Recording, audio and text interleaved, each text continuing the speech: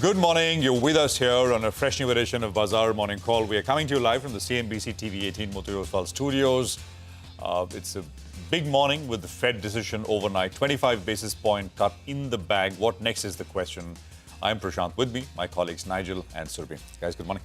Hi, morning folks. Yeah, so the 25 was delivered as expected, but I think there is some debate about how many more ahead and more importantly, how many more next year in 26, because that dot plot is only indicating one cut. So, Wall Street taking a little easy. And what's interesting is in September, actually, the Indian markets have been relative outperformers, which hasn't been the case for a long time. So good times, I think. Let's see whether or not we can drive home the advantage.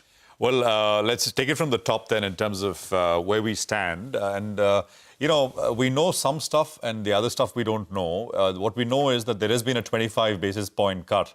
But what we don't know is whether this is the start of an easing cycle, because the answer to the second question is what matters more, because this 25 basis point cut was absolutely fully priced in. No question about it. To the second question, I think it's up in the air. Actually, in some ways, it's like the last Fed meeting. I mean, last Fed meeting, Chair Powell did not really, there were no real signals in that sense, one way or the other. And I think he's kept it ambiguous enough this time around as well. So the guidance that he gave out was largely mixed. I'll tell you just quickly.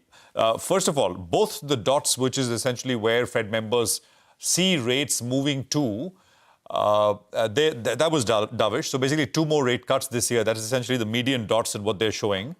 And the statement was more dovish than what everyone thought.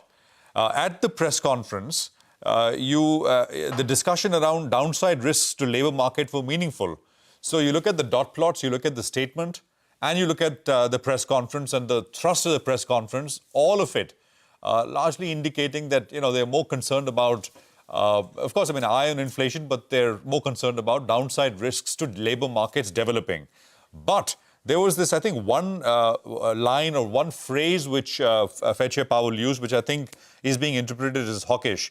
So this was, but he didn't use this word independently. He was asked by a reporter. The reporter asked him whether the cut that he's done, which is 25 basis point, was that like a risk management move? Right? Take care of where we are, but it's like a holding pattern kind of situation. He agreed with that. He characterized the cut as a risk management cut. And I think that essentially largely what was being seen as hawkish. So market reaction, NASDAQ, about 1/3% lower. And we were talking about this same time yesterday, how market reaction per se may be a little hawkish because you're positioning. It's a market which is at an all-time high in any case, but nothing large. NASDAQ about 1/3% lower.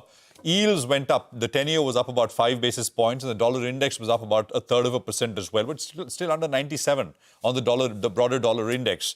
So, and many times, often we've seen that immediately, because there's so much expectation, pre-positioning, etc., which is built in, T+1, which is what happened last night, on the day of the decision, which is T, the reaction is 1, and then T+1, T+2, that is the second day, third day, etc. Things start to look a little different. So, it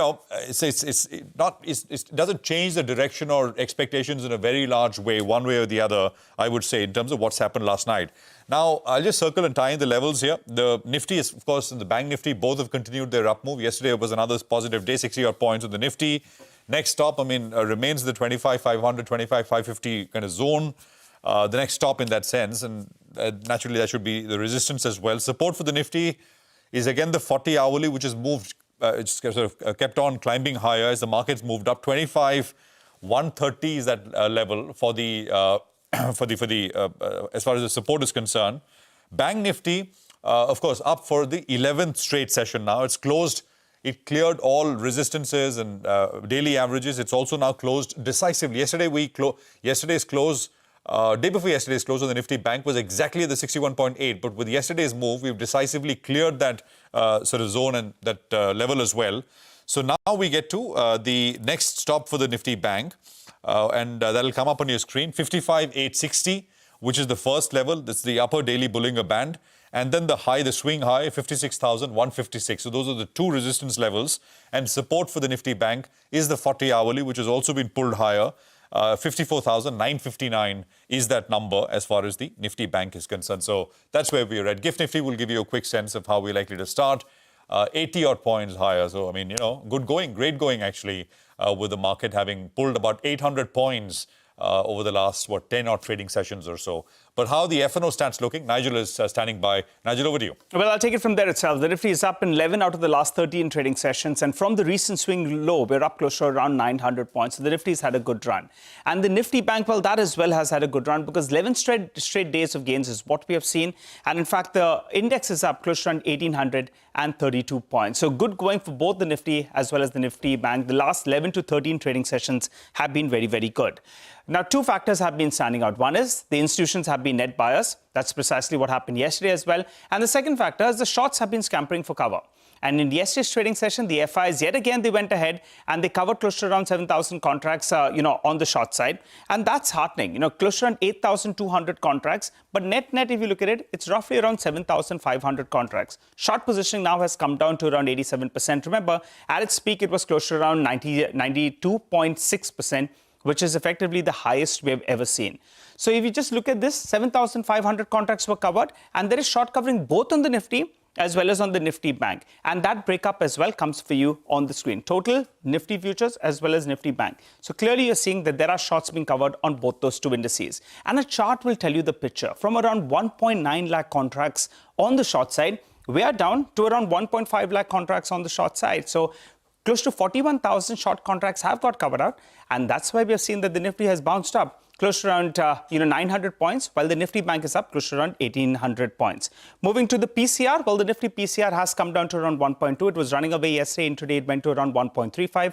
That's cooled off a little bit. That's a good sign, because in yesterday's trade, yet again, you saw a lot of action on both sides. So the bears now, they're shifting higher. They're covering the lower calls that they've written, and they're moving higher. That 25,500 call, 25,400 call. Both of them added a good amount of open interest. The premium in that vicinity of around 50 to around 100 rupees. While on the downside, that 25,300 put, that added 50 lakh shares. And you see the bulls, they are moving that base a little bit higher. So the levels come up for you on the screen now. 25,550, 25,500 resistance zone. Nearest possible support zone comes in at around 25,150, which is the mark that I highlighted even in yesterday's trading session. Since the Fed has gone ahead and cut rates, two indices normally come to mind, the tech as well as the metal pack. So we'll keep an eye out on both of them for today's trading session as well. Both of them have seen a decent recovery in the last 1 month or so. And two stocks I'm looking at. One is a stock that we pointed out yesterday. Towards the end of trade, we said HFCL could potentially come out of the F&O ban. Precisely what happened. So that's one stock you keep on your radar. And the other one is Reliance Industries. Yesterday, it came to life towards the end of the trading session. Now it's near that very crucial resistance zone of the 50 and the 100 DMA. It's crossed above the 20 DMA mark. Now you'll want it to move up a couple of percentage points from here to have, to lead the way from here on, because that as well saw a big correction from the recent peak. Absolutely. I mean, the bulls have received plenty of help to get to where the Nifty is right now in the form of course, more reconciliatory messages being exchanged between Prime Minister Modi and President Trump. And by the way, Asian markets this morning are doing fairly okay. In fact, most markets are in green. Japan continues to notch up big gains. Remember, after the Fed, it's the BOJ now. The BOJ meeting kicks off today. The announcement comes in tomorrow. The Bank of Japan is expected to keep its interest rates unchanged. Most markets in the region are nicely edging along, doing a lot better than Wall Street, actually. South Korea, Taiwan, Hong Kong, and Japan itself. All markets are up and about, which is why, as we just saw in the implied open, the indication is that we'll have another solid start, almost 80 points higher, if you're looking at the GIFT Nifty and the implied open. Before we go on and introduce our first guest on the show, let's quickly listen in to what Federal Reserve Chairman Jerome Powell actually said about the slowdown in the labor market and the fact that inflation is also inching slightly higher. So he spoke about the twin challenges before the Fed and the course of action ahead. Take a look. In the labor market, the unemployment rate edged up to 4.3% in August, but remains little changed over the past year at a relatively low level. Payroll job gains have slowed significantly to a pace of just 29,000 per month over the past 3 months. A good part of the slowing likely reflects a decline in the growth of the labor force due to lower immigration and lower labor force participation. Overall, the marked slowing in both the supply of and demand for workers is unusual. In this less dynamic and somewhat softer labor market, the downside risks to employment appear to have risen. Changes to government policies continue to evolve, and their effects on the economy remain uncertain. Higher tariffs have begun to push up prices in some categories of goods, but their overall effects on economic activity and inflation remain to be seen. A reasonable base case is that the effects on inflation will be relatively short-lived, a one-time shift in the price level.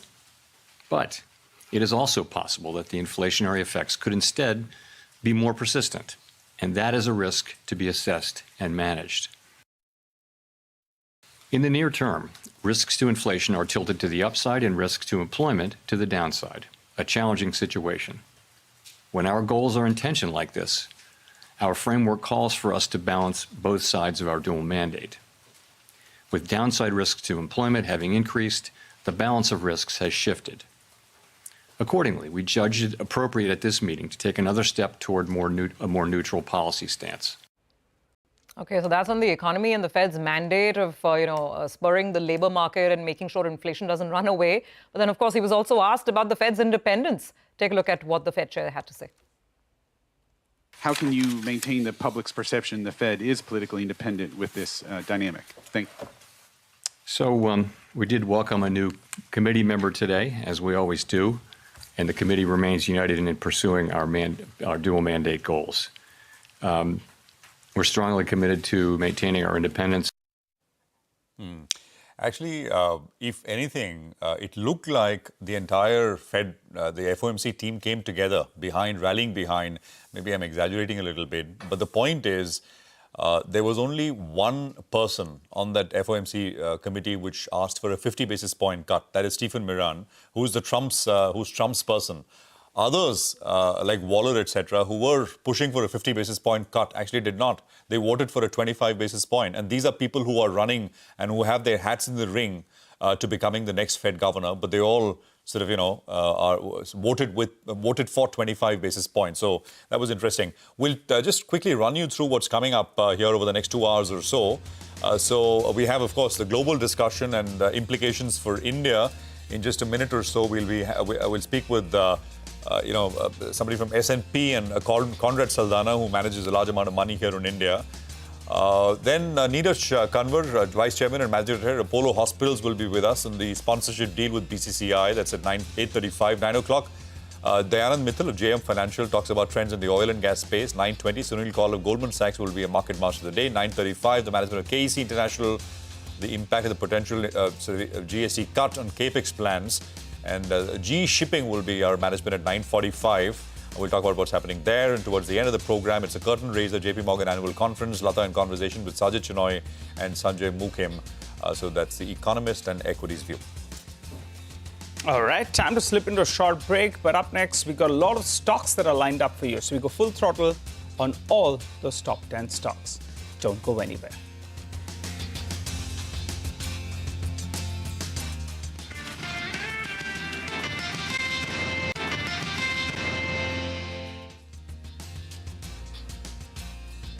Welcome back. So it promises to be a good morning, at least the opening, because we have all the positive, global cues coming in. We have the implied open suggesting anyway we'll start 80 points higher, and the bulls are revved up, charged up. They have momentum on their side. So let's see if they'll take aim at higher levels today. Time to boil this down to individual stocks as well. As always, we have a team standing by with the CNBC-TV18 list of top stocks to watch. I think we have everybody here. No, we do have everybody here. Good morning, guys. I'm going to start with the lady first. Ria, what stocks are you watching out for this morning? Well, good morning, Surbhi. First, starting up with Cochin Shipyard. They have signed a contract with ONGC for dry docks and major layup repairs of one of its jackup rigs. The contract value is rupees 200 crores and it is estimated to be completed within the next 12 months. Moving on to MOIL, they have exported the first shipment of manganese ore as a state trading enterprise. This shipment was of 54,600 tons and this has been exported to Indonesia. And the last stock that we're watching out for is Go Digit. CRISIL has upgraded its rating on the stock to AA- rating with a stable outlook from its earlier A positive rating with a positive outlook. So all of these stocks expected to open in the green today. Absolutely. Thanks very much, Ria, for that. Biocon is what we want to focus on next. Ekta is here to tell us why. Ekta, morning. Morning. Well, Biocon has secured US FDA approval for biosimilars Prolia and Xgeva, which is basically denosumab.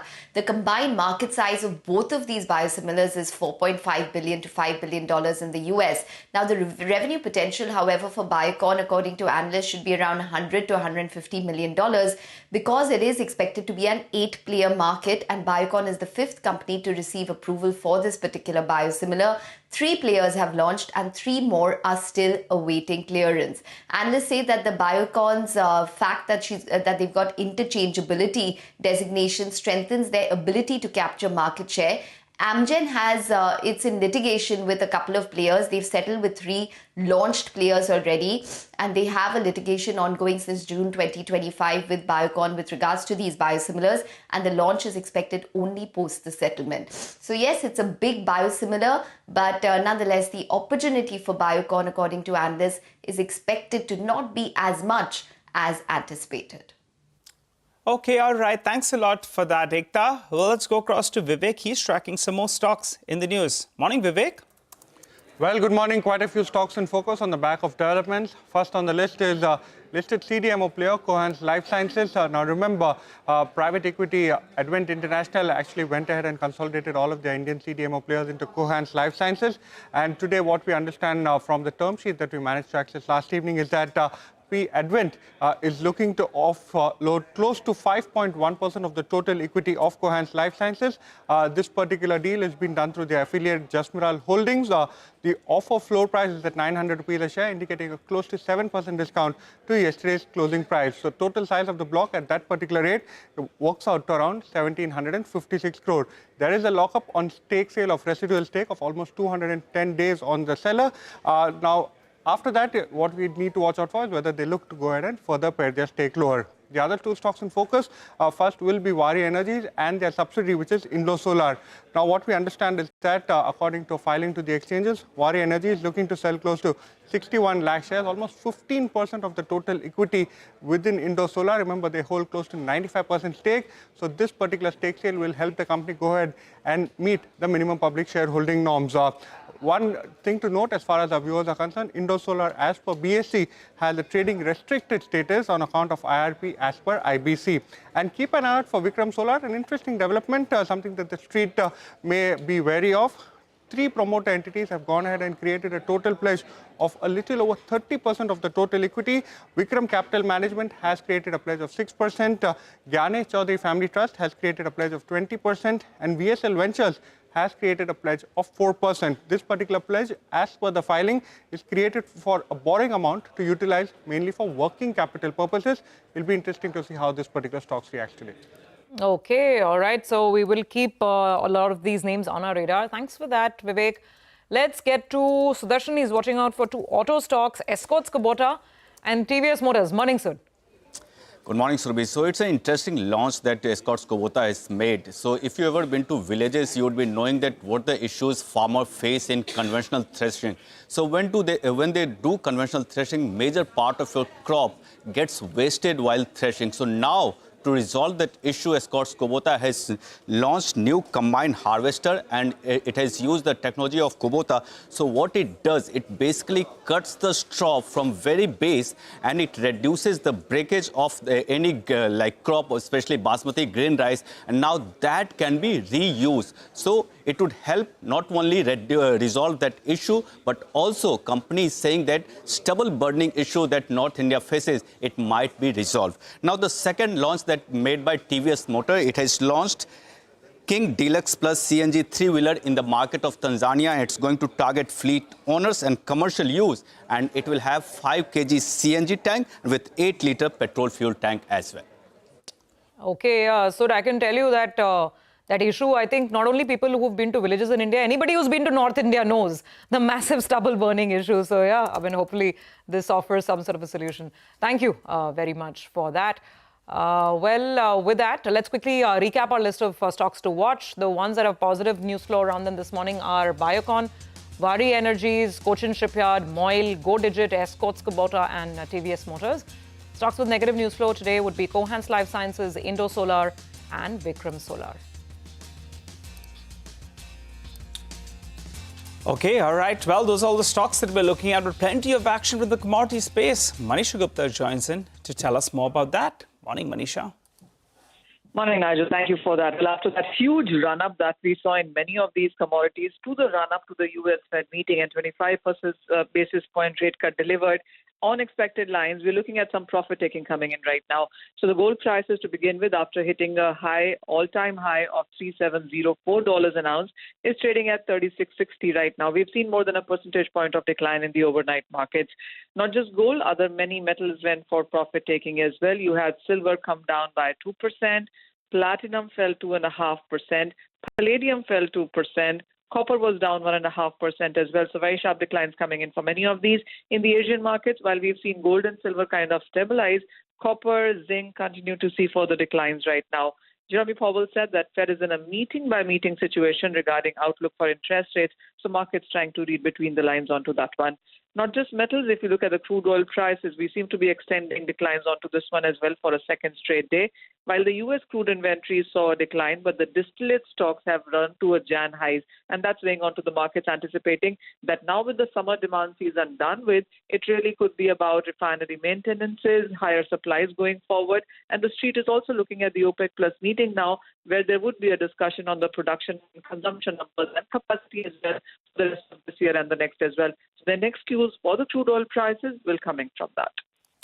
Okay, all right, Manisha, thank you very much for that. So it's overall commodities picture, more in detail a little later. But brokerage calls of the day, what do we have? Sud is back with exactly that. Sud, morning. Morning, Prashant. So first one is Sun Pharma. Citi has added the company to Pan-Asia focus list and it maintains buy call with a target price of 2180 per share.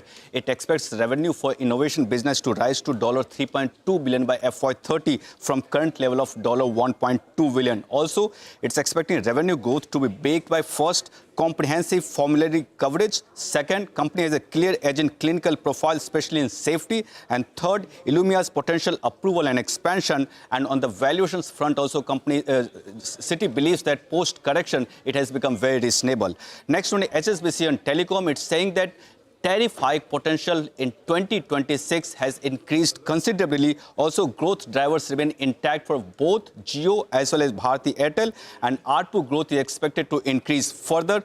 Home broadband subscribers may surge going ahead, and also free cash flow and dividends are expected to grow as well. So it has a buy call on Bharti Airtel with a target price of 2200, buy call on Reliance and target is increased to 1750, maintains reduced call on Vodafone Idea with a target price of rupees 5.80. Last one is Minda Corporation. MK has initiated coverage with a buy call and target here is rupees 600. It's saying that it's a spark for structural outperformance, and talking about the past performance, it's saying that accelerated R&D spends, market acumen have helped company perform very strongly in the last few years. Okay, all right, Sir. Thanks a lot for joining in and giving us all of those details. Well, time to slip into a short break, but on the other side, we'll connect with the management of Apollo Tyres and talk to them about their big endorsement deal with the BCCI, as well as the outlook for the rest of the fiscal year. Stay tuned.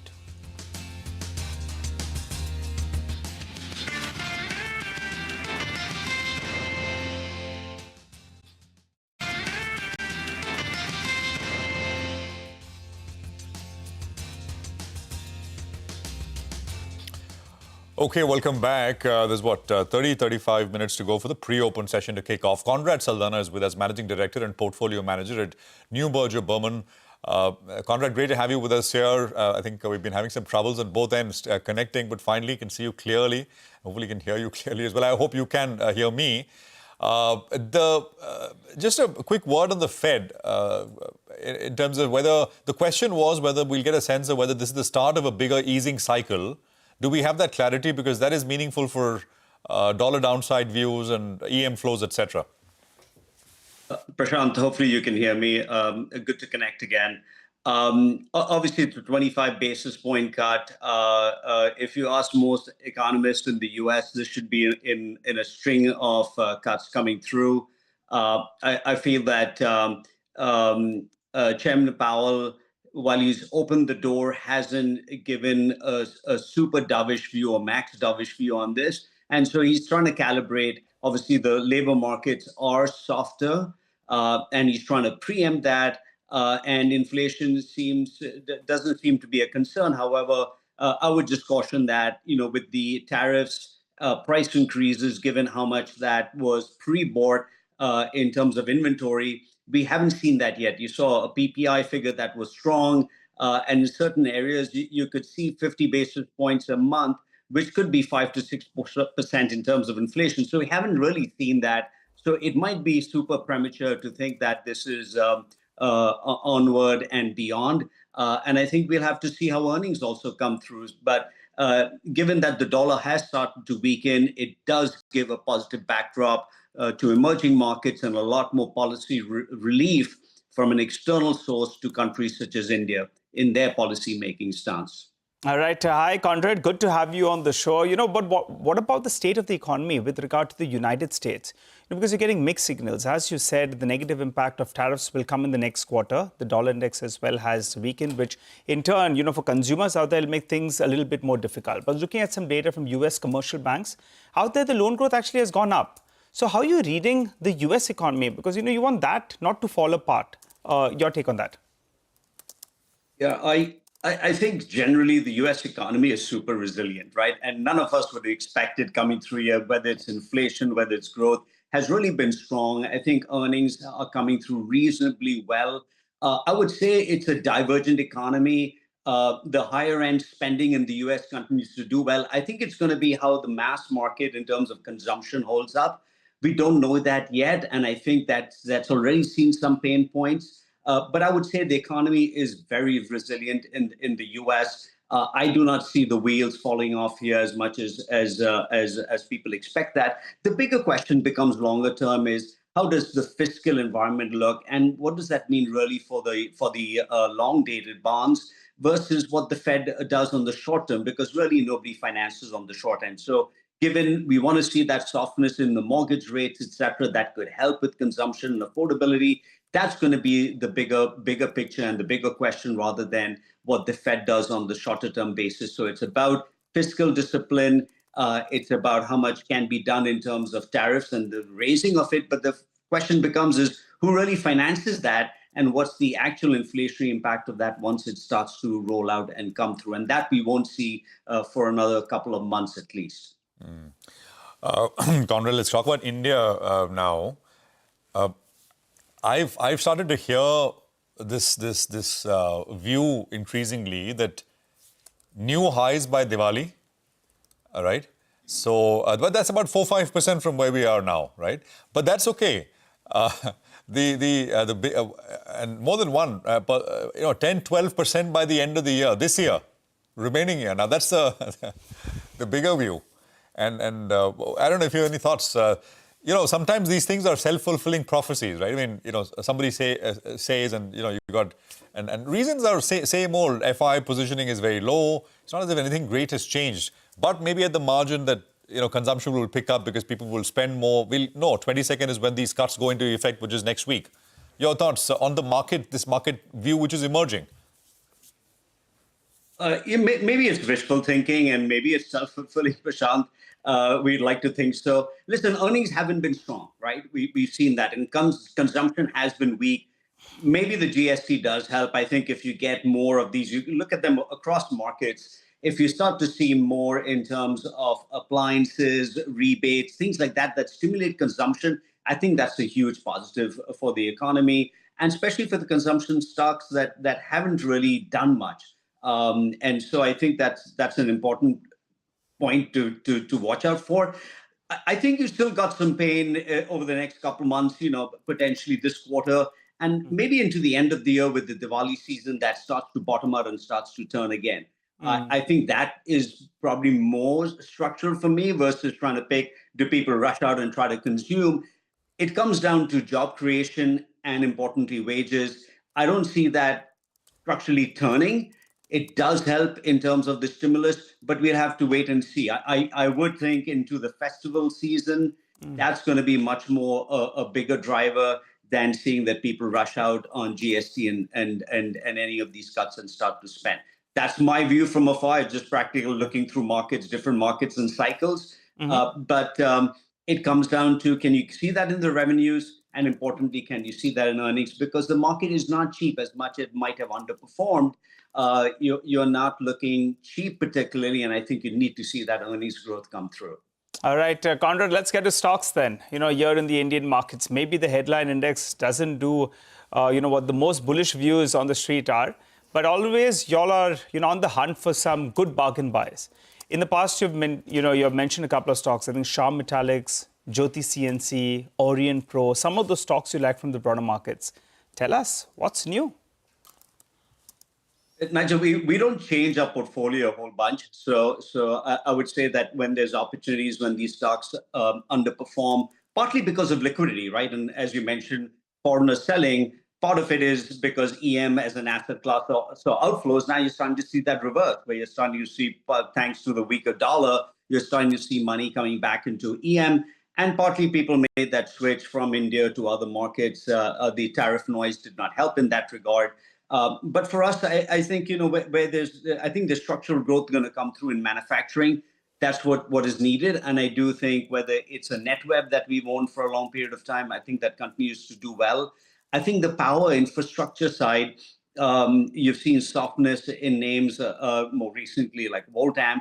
It's still a good business. Yes, there was some selling pressure and news flow that dominated that name. I would say CG Power, they are fairly open to tap into the export market. And this is part of the old group and some of the leftovers of that in Europe. So you've got a good runway for those businesses that I do think are structural and not really dependent as much on shorter term consumption either. I do think that that's a structural growth area for the Indian market. And these are the companies that will facilitate that. It's always great speaking with you, Conrad. Bunch of more questions, but we're on a treadmill all the way to market open. So got to cover more stuff. Thank you very much for coming on. And next time, thank you. Makes sense.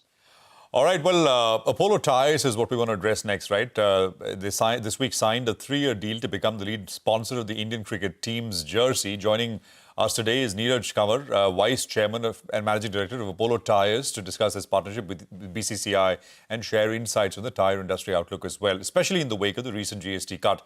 Mr. Kanwar, thanks very much for joining us. What made Apollo Tyres go in for this big move with Team India's jersey sponsorship, sir? Let's start with the basics. And what does it mean for the brand? As you know, India's heartbeat is really cricket, and it really unites our whole nation together, from the streets, from every home, from every human being. And we all are grown up to this sport. I mean, Sachin is a god of cricket, who's also a brand ambassador, and he's done a lot for us.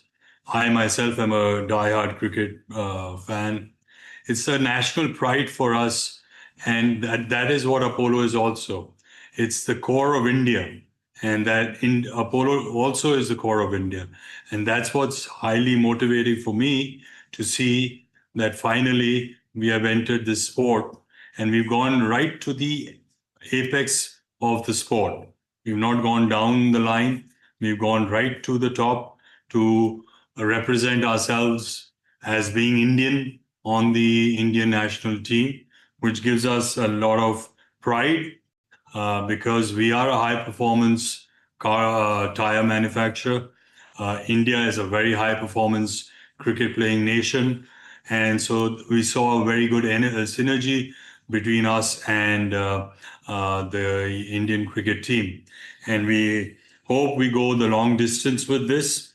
And we really would like to say that we are very happy, we are very passionate about this, and we hope all success in our long-term journey with BCCI. All right, good to have you on the show, Mr. Kanwar. Well, you've mentioned that this is a 3-year partnership, right? Could you also give us a sense of the size of the deal and what level of investment Apollo Tyres is making in this association?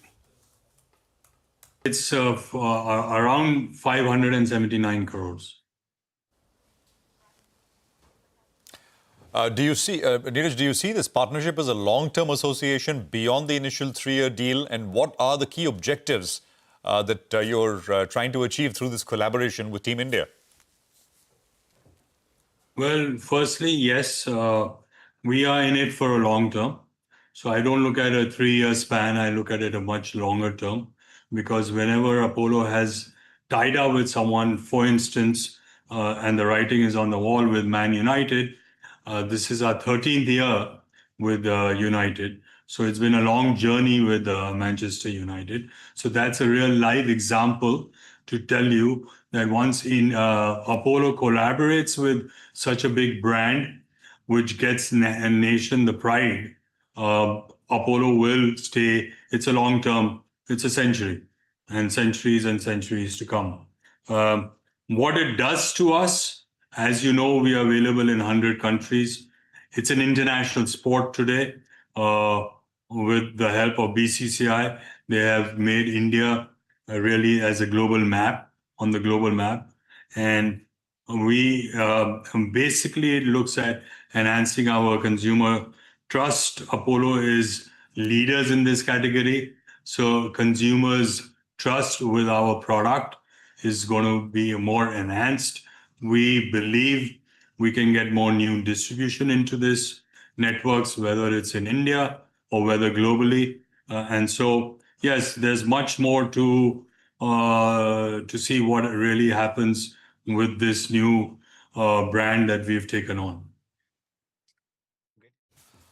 And Neeraj, cricket, of course, has a massive following, right? Not just in India, but also in other geographies, UK, Australia, several other countries where the sport is growing rapidly. Do you plan to leverage this partnership to expand your presence in these sort of, cricket crazy international markets, if I can put it that way? Well, at first, all the Commonwealth countries where cricket is played, so the exposure is right there, right? And recently we've had in the US a lot of coverage of cricket.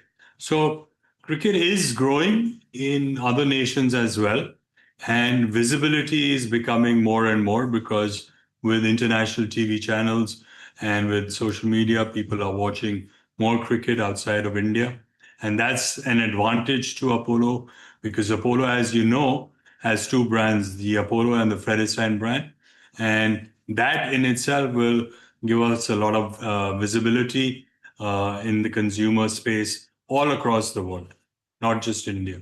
Yes, India is a main market. 65% of our revenue comes from India. But yes, it will also give us equal amount of exposure in the international markets. Well, Mr. Kanwar, on a lighter note, we have seen that jersey sponsors in the past, whether it was Sahara, Byju's, or even Dream 11, they haven't exactly had the best of luck, right? Did that thought ever pop up before signing on? Definitely, I was told about this by a lot of my people, but I have faith in my company, and this company is built over since 1976 by my father, the chairman, and it has very strong foundations. And Apollo is just not a name. It's also the spirit of our nation. It's what is carrying load in our country, which is by road to rural markets, to feed the people, to in trucks where trucks are going. It's being carried by Apollo tires. So Apollo is a very strong company. I have no doubt in my mind that we are in it for a long term. And that's one of the reasons I think BCCI has favored us, because they know that here's an BCCI, an institution tying up hands with another major tire leader and an institution in India. And therefore, it has a very clear synergy with the Apollo brand and with the Indian cricket national team. Take your point on board. Well, let's focus on business then. With the government's recent GST rationalization, tires too has been moved from 28% slab to around 18%. How do you see this impacting demand, particularly at a time when the overall auto demand has been relatively muted? Well, firstly, I'd like to commend the government. I think this is a very good, positive move in the right direction. It simplifies GST to a great extent. It also reduces the operating cost of vehicle maintenance. So that's in itself putting back money into the consumers, which will give growth to the economy because they will be, it will stimulate demand by getting back money into the consumer's pocket. So I think this is a very positive move for GST. What it does to tires is, number one, that it is pro-consumer safety because now tires will be a bit cheaper and people will now look at changing tires at the right time. First, they were expensive. So that in itself is going to increase tire demand and also increase the safety levels of our roads in India, thereby giving much safer travel to our fellow Indians all over the country. So it's very positive. Our logistic costs will come down. So I'm totally for it. As far as Apollo is concerned, we'll be passing on all the price that has come down. The full benefit will go to the consumers. Neeraj, what would be growth outlook for FY26 and FY27 then? I mean, just to sort of recap everything into hard numbers for the next 2 years. Well, I think it's too early to say, but like we always look at a double-digit figure, we're not shying away from that. Well, appreciate you joining in, Mr. Kanwar. Thanks a lot. Wishing you all the best, in this new journey, and we look forward to catching up with you very, very soon. Well, time to slip into a short break. Up next, we'll get you the technical trades. Sudarshan as well as Mitesh are waiting by for us.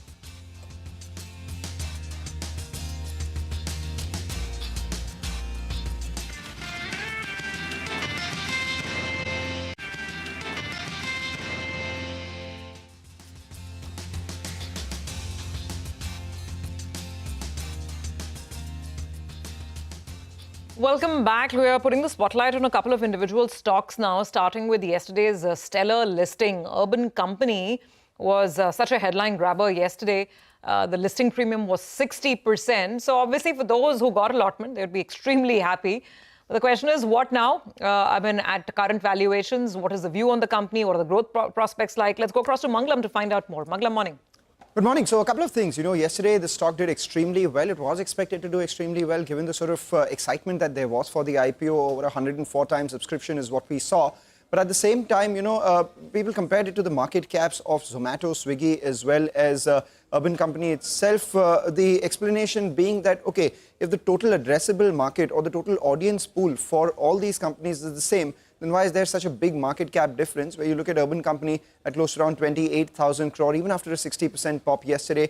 You look at Zomato over 3 lakh crore, and you have Swiggy at a little over 1,10,000 crores itself. So that was one of the reasons which was explained for the big up move, notwithstanding the 100 times PE that the stock is trading at after this big up move. The second thing that we're looking at is whether there was fear of missing out on a platform business that may perhaps become extremely big. And the third part, of course, a large part of the shares were also locked in for sale because there was not much liquidity. So we'll keep an eye out on how these factors play out. Typically, for a big blockbuster listing that happens, we see, the next few days do extremely well for the stock until the first tranche of sellers come in or after a month when the first liquidity window opens in.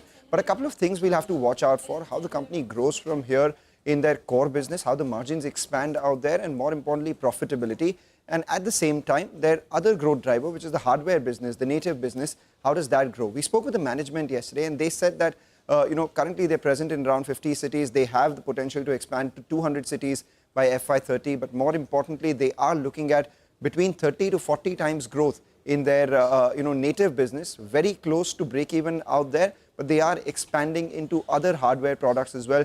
Key areas that they're looking at are cleaning solutions as well as air conditioning. So those are a couple of things we'll watch out for, whether the management, goes ahead and delivers on those promises. But as of now, the street likes what they have on offer and the overall addressable market here as well. Let's hear out what the management had to say. The right time, hopefully either in the first or the second earnings call itself, we will come out very, very clearly to investors with how long will that investment phase last, what is the capital we would like to deploy.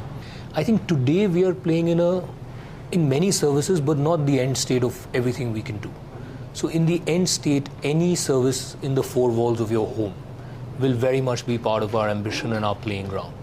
And similarly, we are imagining a connected ecosystem inside your home of devices which have a strong affinity with our service ecosystem and our platform. So more than a services company, we think of ourselves as a home platform, and that's what we're building. It's hard to see it today, but I think over the next 10 years, this will play out. And we want to be the operating system for your home, the backbone for your home. I think water purifiers and smart electronic door locks are potentially only 2 or 4 or 5 such products that we could build. We will be calibrated. We recognize that this is a new turf. Even though it is related diversification, it's a new territory for us. We have to get it to scale. We have to make it profitable. But if I take a 10-year view, I don't think we will be limited to only water purifiers or, electronic door locks. Native, as the brand name says, we want it to be natively integrated into your home, into your life. I can tell you that, look, we're going to be hard at work, and we're not going to be satisfied until we're at least 30, 40, 50 times larger. Well, those are the men of the moment yesterday. Native, that scaled substantially, but they won't be satisfied if it's not 30 to 40 times of what it is currently. So we'll keep an eye out on that, because that's where the big value unlocking could come about as well. Well, let's move on then, and let's go across to Hormuz. He's here to track some stocks that were moving around yesterday and whether or not it was backed by delivery. Morning, Hormuz. Morning, Nigel. You spoke of urban companies, so we'll focus on the new listings of yesterday first up. And it was a healthy buying traction seen on at least 2 of them. Urban company had almost 50% of their shares traded marked for delivery yesterday. Shringar House of Mangalsutra also had more than 2.5 crore shares being traded, and close to 1.5 crore shares were marked for delivery as well. So healthy first day buying seen on the new listings. Can't say the same for Dev Accelerator, of course, a smaller IPO and a subdued listing as well. But the theme of yesterday's trading session were PSU banks, and PSU banks saw very healthy delivery-based buying yesterday. Look at the volumes first up. Bank of Maharashtra, SBI and PNB, all of them saw anywhere between 1.5 crore to 3.5 crore shares being traded yesterday. And compare that to their 20-day volumes, which lie anywhere between almost 50 lakh to 1 crore shares. So higher than their 20-day average. And usually when you see something like this, that when the traded volumes are higher, the delivery percentage is generally lower or adjusting in proportion. That's not the case for the PSU banks. Almost 50% of the traded shares of all of these PSU banks were marked for delivery in yesterday's session. Bank of Maharashtra almost 1.5 crore as well. SBI almost 80 lakh. PNB almost 1.25 crore as well. So healthy delivery-based buying seen in PSU banks. Now India Pesticides was another among the top gainers yesterday. Biggest single-day gain since May, has been outperforming off late, 7 out of the last 8 sessions. Now yesterday close to 50 lakh shares were traded. 20-day average is just 6.5 lakh, and 10 lakh shares of that were marked for delivery. So around 1/5 of the total volumes. 20-day average is around 2 lakh shares, and it's up around 30% on a year-to-date basis. Has done well this year, but continues to remain below its IPO price, which is at 296. And lastly, Premier Explosives. The defense stocks have been on a move in the month of September so far, and it's gained in 4 out of the last 5 sessions. Tuesday's volumes were the highest on record, with over 1.5 crore shares being traded. The 20-day average is just 6.5 lakh. So very strong volumes yesterday, and close to 19 lakh shares were marked for delivery, and the 20-day average here is just close to 2 lakh shares. So defense on the move, and a lot of these PSU banks should be on your radar as well. Very, very interesting data as always, Hormuz. Thanks very much for that. Well, just a few more names, and this is a note which came out, I think, day before yesterday. Some of them, some reactions to it yesterday, it materialized yesterday, but I think there's still important to put it out. Short covering candidates, what does the data indicate, and where is positioning still heavily net short? Sudarshan is here with that one. So over to you. So market large has been moving higher over the last few sessions, and that's the reason you have seen that Nifty is above the level of 25,003, and FI's long exposure has increased to the level of 13% from the recent low of 8% that we have seen. So majority of the names have been seeing short covering or fresh buying. So we have shortlisted few names that might see a continuation of short covering. So from the Nifty, the first name comes to mind is Trent, which has been the biggest, most shorted counter in the last 1 to to 2 months. And yesterday also stock was up 1%, while OI, I would say open interest, was down 1%. And second name that comes to mind is Kotak Mahindra Bank. In the last few sessions, it has been one of the top Nifty and Nifty Bank contributors on the upside. And yesterday also the stock was up almost 1%, and OI was down almost 6%. From the broader market, first name from the IT pack, that is KPIT Tech. It has been one of the underperformers in 2025. It's down 11%, but on Wednesday's session, stock was up 3%, while open interest has fallen 6%. PSU basket continues to see a move towards upside, both PSUs and PSU banks. So from PSU bank basket, I have selected PNB, for which stock was up 3%, and similarly open interest was down 3% as well. And last name is from real estate pack, Prestige Estates, where stock was up 1%, while open interest was down 3%. And do remember, real estate is one basket which has been the biggest underperformer of 2025. Okay, all right. So thank you very much for that. With that, we actually have to quickly get to our technical experts as well, figure out what the trading setup today is looking like. We have Sudarshan Sukhani and Mitesh Thakkar joining in. Gentlemen, good morning. It's been good going for the bulls, actually. The market has been nicely cruising along, and the indicative start again today is on the upside. Maybe we'll get a 80-point up move right at the start. So what should the approach be? Mitesh, morning. You go first. Good morning, sir. My first observation, rather my initial observation was that we might see the Nifty kind of struggle around this 25,300 mark, but looks like we'll clear that level with the gap today. Then, I mentioned about in case we get past these levels, then we'll look at possibly 25,500, 550 zone. So I think that's where we are heading. We advise taking some profits on the Nifty so that view was there, but be trading long on the stock side. I think 25,550 looks to be the near-term target in the Nifty, but what could be more important is that the Bank Nifty could start catching up post the underperformance, which it's shown for the last number of weeks. So the first targets for the Bank Nifty is around 55,900, and then beyond that, I'm even looking at 56,300. Okay, all right, Mitesh, got that. Sudarshan, what about you? Is it still, should you still be in a buy mode on the indices? Yeah, good morning. See, the trend is up, and that becomes a very easy call to make when we have a clear, well-defined trend. I can't make a call on when this trend will end. So the trade still is buy on dips, maintain your long positions, buy on small consolidations. But because at some point every trend matures, we raise our stops and make it as tight as possible. So keep your stops now at 25,200 approximately and stay long. Okay, all right. So that's the advice on the indices. Gentlemen, stay on. We'll come back to you for stock advice as well. But first, a very quick break. We'll come back. We'll have the pre-opening rates and then more on stocks. Also, Dayanand Mittal of JM Financial will be with us. We'll talk about trends in the oil and gas sector.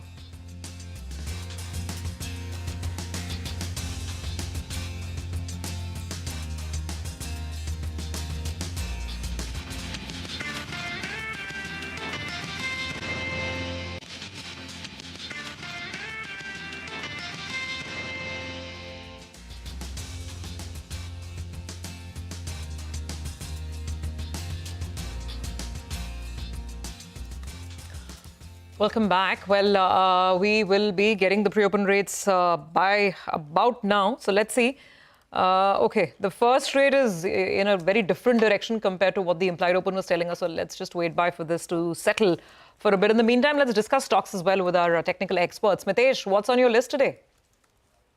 Yeah. I have all buy calls. Very clearly the market is showing signs of continuation. So all calls on the long side. The first stock is buy on Federal Bank, which I would recommend buying with a stop just below levels of 196. Look for a price target of 205 to about 206. Ambuja Cement, I think that's one stock which has given a strong reversal on the after 2 hourly charts, hourly to hourly charts. And that's a buy with a stop at 575 for a target of 600.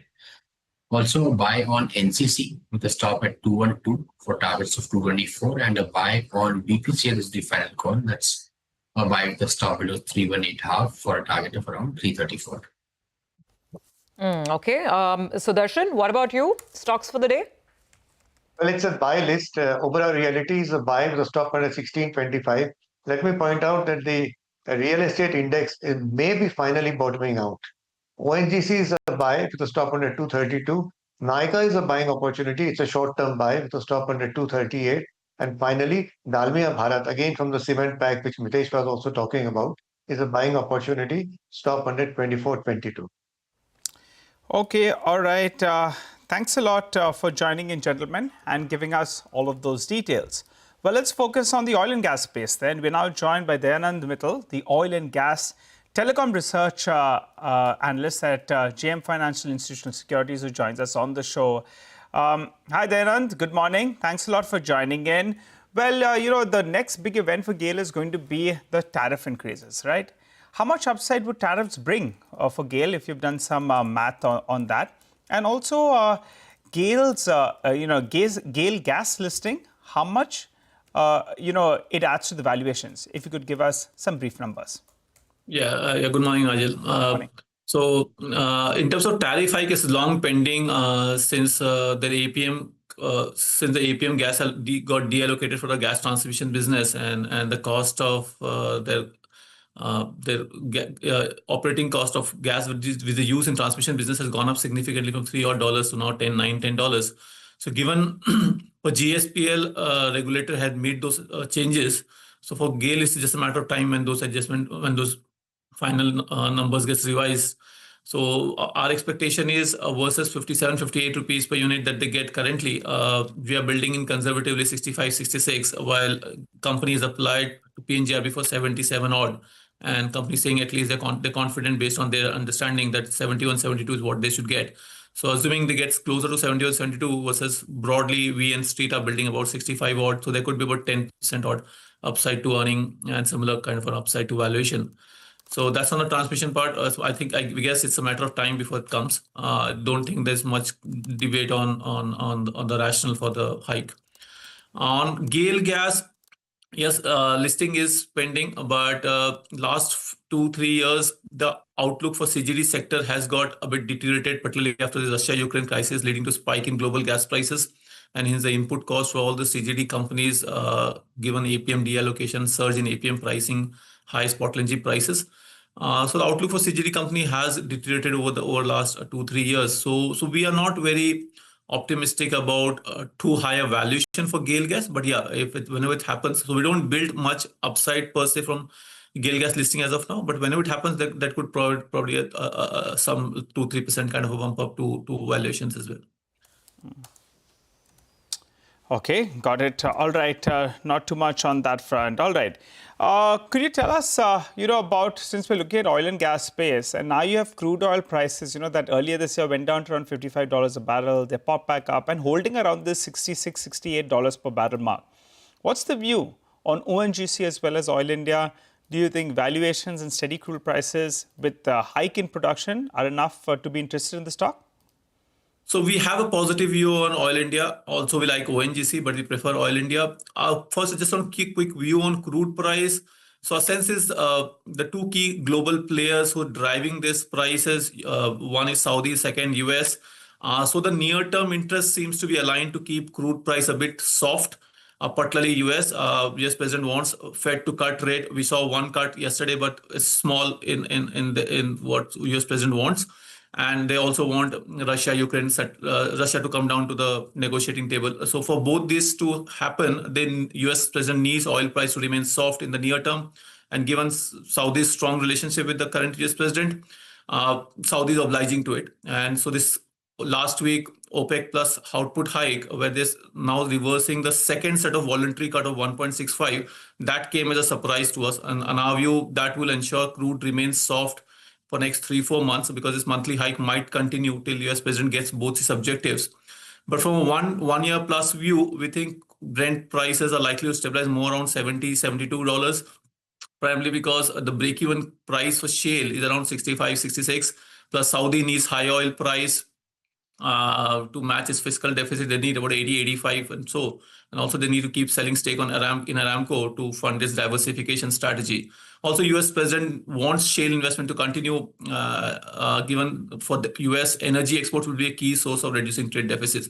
So medium-term view is oil will be around $70. So near-term it may remain soft.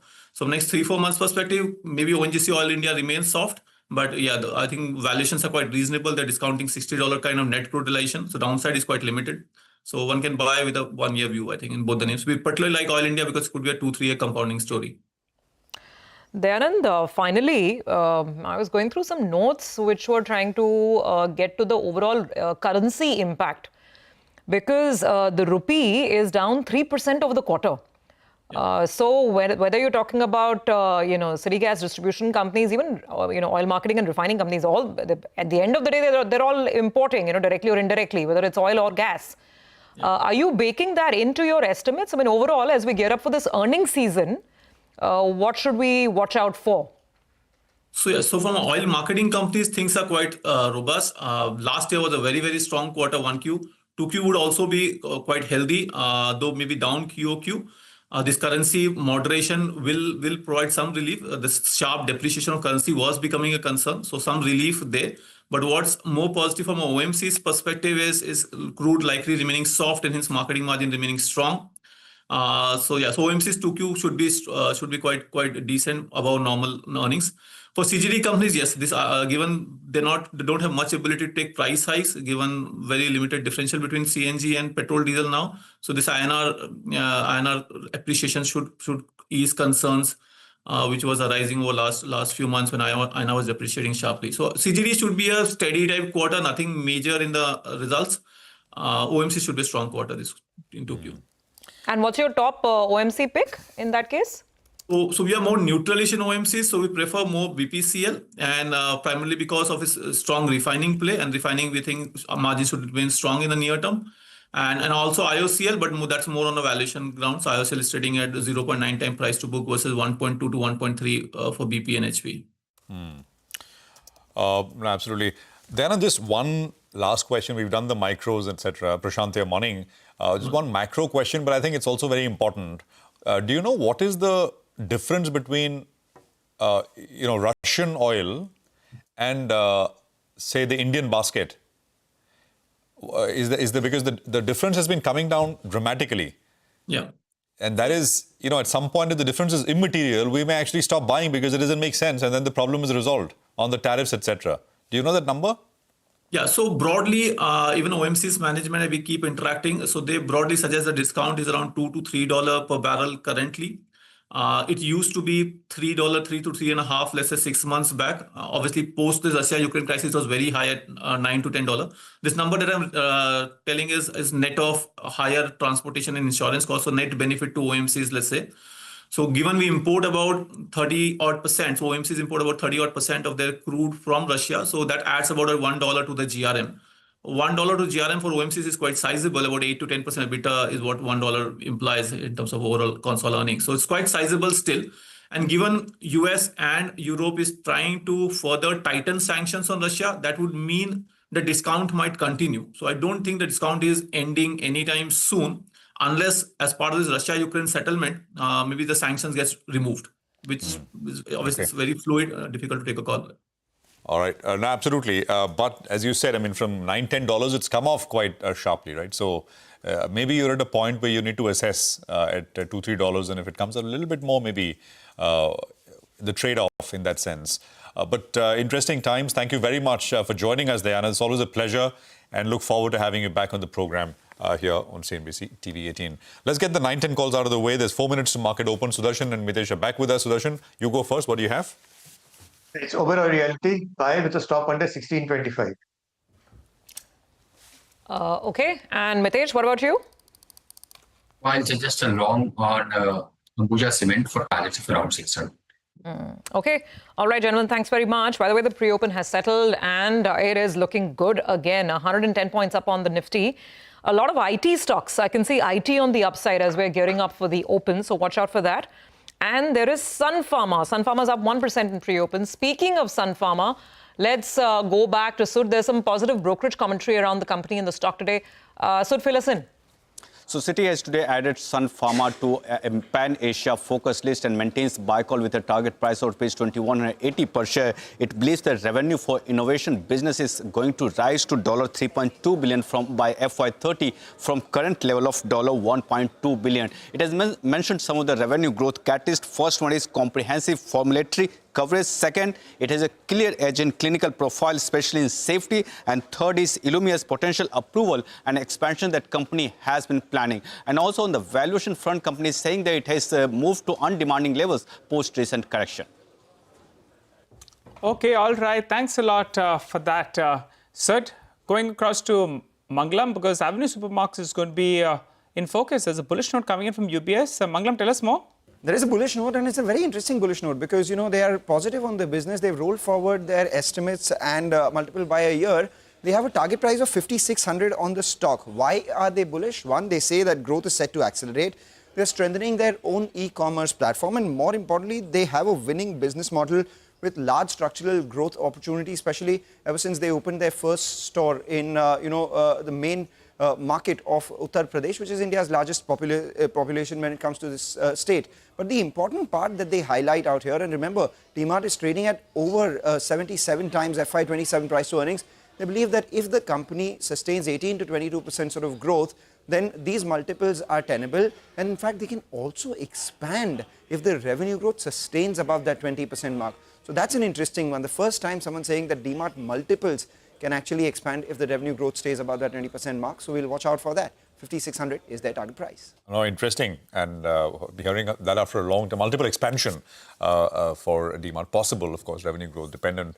Mangalam, thanks very much. Here's a quick recap of the stocks that we covered over the last 1 hour or so. So US FDA approval for Biocon, stocks up about 1.5%. That's finally how stocks have closed at the end of the pre-open. Block deal likely, Cohan's Life Sciences, and 6% lower. The deal's done, right? 34 million shares on Cohan's in that window. There's stocks with news flow, Vari Energy and Vikram Solar. Vikram Solar down a little bit, Vari up about 0.25%. There's an order from ONGC for Cochin Shipyard, which will come up about 1.5%. Moil, Go Digit are stocks with news flow. There are new launches. We discussed TVS Motors and, of course, Escorts Kubota as well. Escorts is up about 1% and TVS is up about 0.5%. So, in terms of reacting to news one way or the other, they're not outsized, very large moves, but it's all adding up and building up, as we've seen for the last 10, 11 trading sessions now. And the market's come off nicely from the 24,400 levels to about 25,400. So actually, it's a clean 1,000-odd point move we've seen. About 0.4% higher on the Nifty. That's the Bell, and 25,436. We've got the Nifty Bank, which is starting 0.5% higher. So there are strong starts, 55,700. And mid-cap index about 1/3%. The small-cap index is higher at this point as well. So that is the overall picture. 1,450 stocks are higher. About 1,000 stocks are lower at this point in time. So Nifty heat map quickly gives you a sense of where things lie before we go any further. So how many up and down will come up on your screens. I think IT is opening up in a decent way. Can spot a few of those names right there at the bottom of the screen.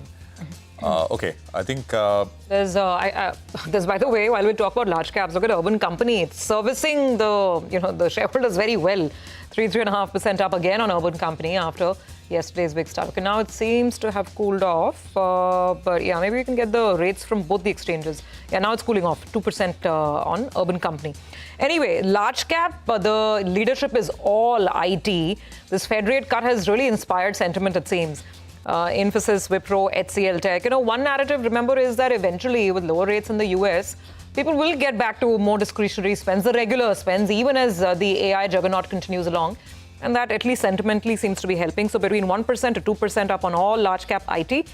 Then you have financials, which are firing. So, that's turbo engines, twin engines firing, both IT and banks. HDFC Bank, ICICI Bank, 0.5% to 0.7% on the higher side. Then what else? There's Eternal, there's ITC from the consumer space. Yesterday, some of the metal stocks were weak. Today, they're at least starting out on an optimistic note. I saw Tata Steel flash by, but it's flattening out now. Reliance is up 0.25%. So that's how we are positioned, at least at this point in time. Sun Pharma, the stock that Sud was talking about with that city positive view, it's starting off with a gain of about 0.5%. Now, on the downside, you've got Hindalco, which is lower. There's Bajaj Finance, SBI Life, State Bank of India itself, which is down about 0.25%. So those are your key losers. Life insurance companies still lower. And there's Apollo Hospitals, Reddy's and Cipla. So healthcare and pharma, not very hot, but IT surely is. Nigel. Well, that's right. The index that we highlighted in the morning that could potentially react to this Fed rate cut was the IT space. And that, in fact, is the outperformer today. That's up close to 100%. So big move is what we're seeing on that index. The other one that we've spotted earlier this morning was HFCL. And we gave you a hint last evening itself towards the end of trade. That could be one of the stocks that's coming out of the FNO band. So we're seeing some kind of action out there. Volumes as well, rather high on that one. Besides that, IRM Energy, that stock has moved on very, very high volumes. I'm not sure if there is any news out there, but solid move is what we're seeing on that stock. Big uptake in initial trade itself. A few more notable movers, Cohance, as should be mentioned, I think, that block is out of the way. Stock is down 5%, volumes very, very high. Sometimes it's interesting to see the stock post the block getting out of the way. So let's see whether or not there is some more action. Redington, after a big surge, is still up close to 18% in this week. It's cooling off a breath a little bit this morning, though. A few more notable movers. You have KNR Constructions, unusually high volumes out there. That's up close to 2.5%. Urban Companies holding on to a 2% gain. And Sagility, that's the other stock that's up and about in today's trading session. A quick word on Hindalco. There was a fire at one of their units, at Novelis itself.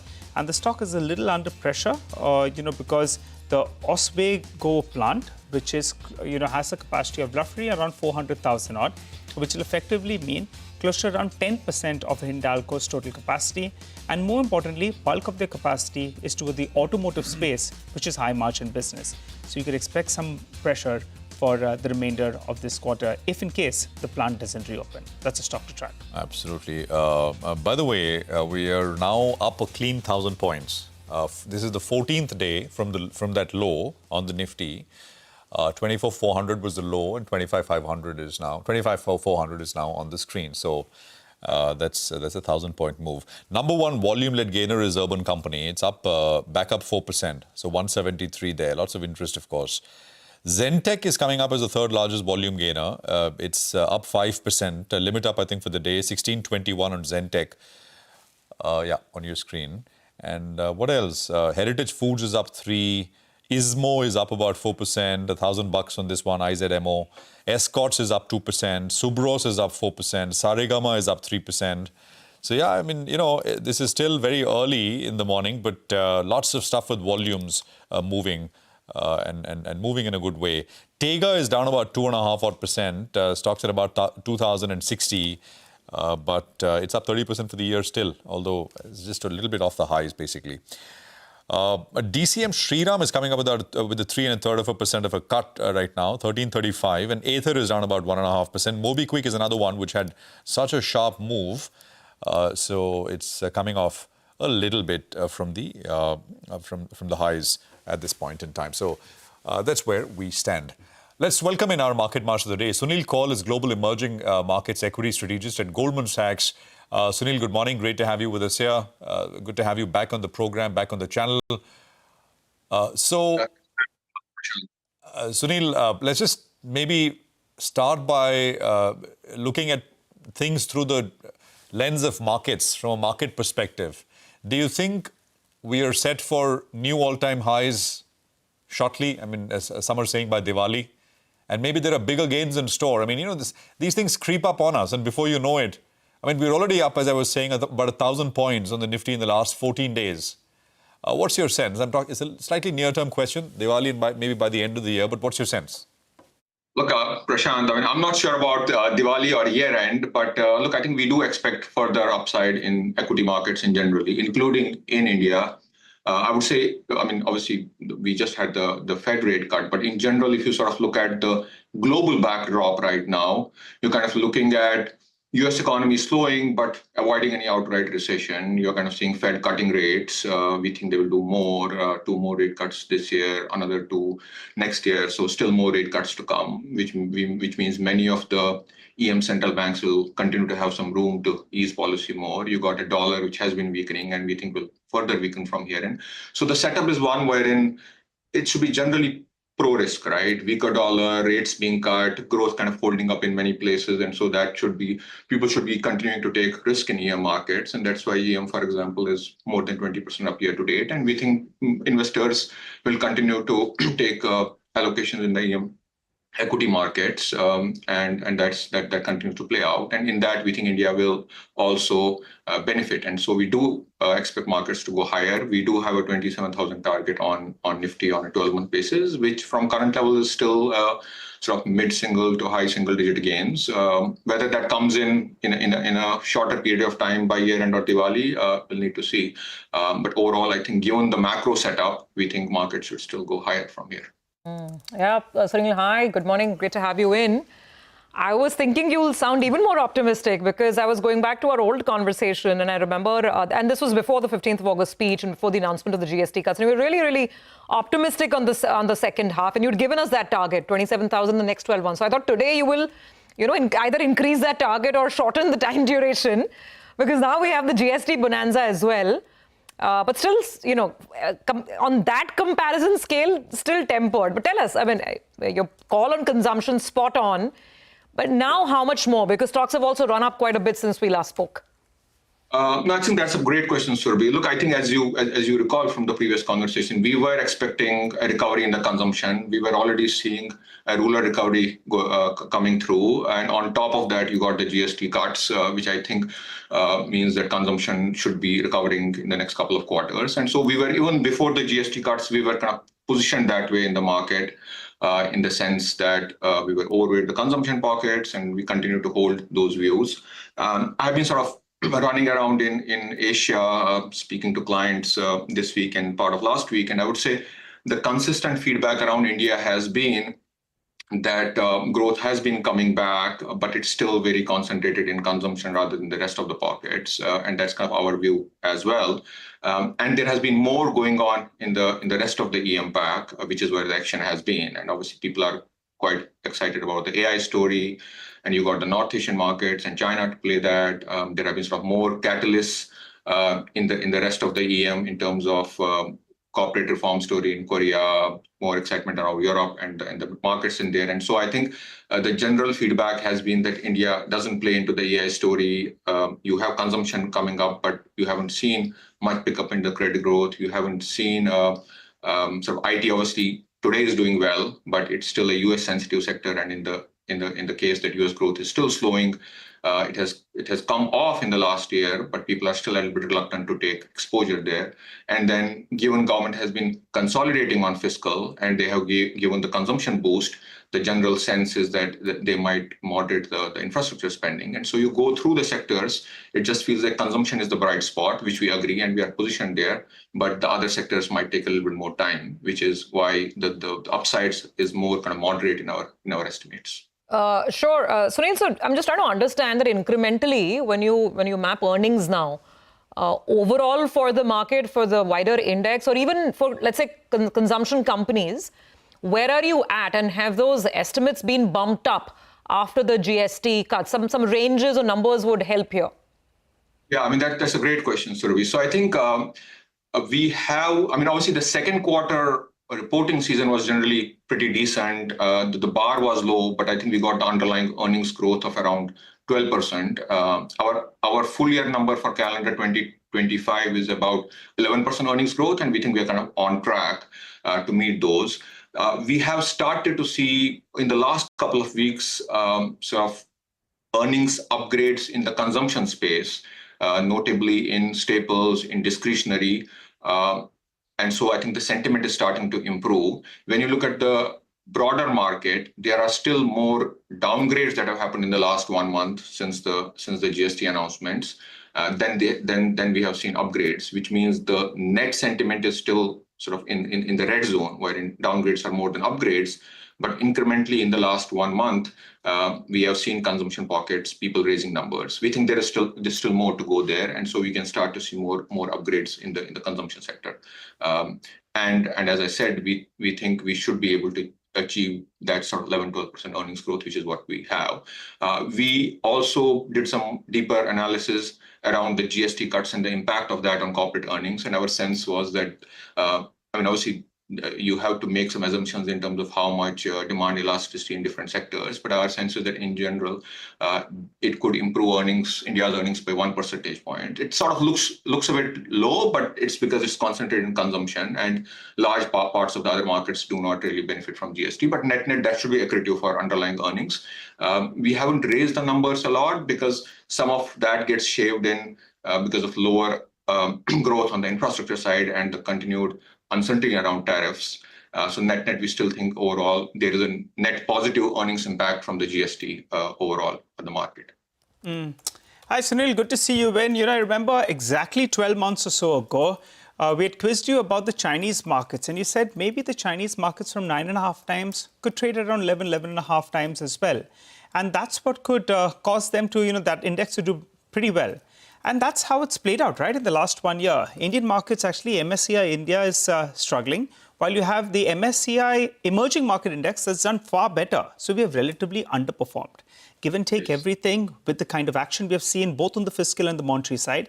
Do you think India gets to a stage now where we get back to market performance or maybe outperform? Point number one. And the second point is on the FI holding. They have been selling into the Indian markets non-stop. The holding in the Indian markets is the lowest we have seen in multiple years, and they're net short. Do you think it's reaching to a stage where we see that slow down a little bit at least?